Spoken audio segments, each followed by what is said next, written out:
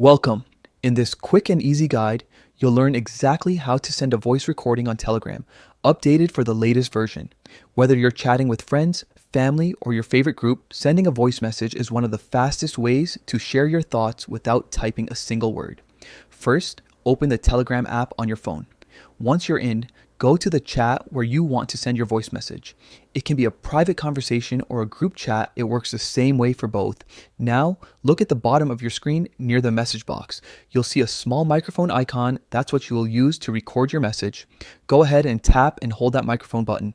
While holding it, start speaking clearly and naturally into your device's microphone. The moment you begin holding the button, Telegram starts recording your voice.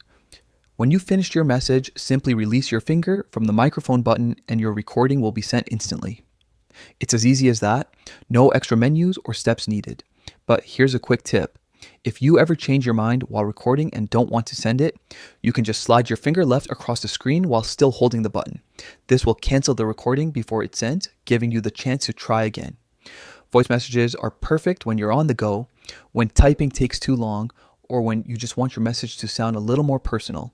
Plus, Telegram saves them automatically in the chat so you or your friends can listen back anytime. That's all there is to it. Open your chat, hold the microphone to record, release to send, or slide left to cancel. Simple, fast, and always up to date. If you found this tutorial helpful, don't forget to share it with someone who might need it, and check out more quick tips to get the most out of Telegram. Thanks for watching.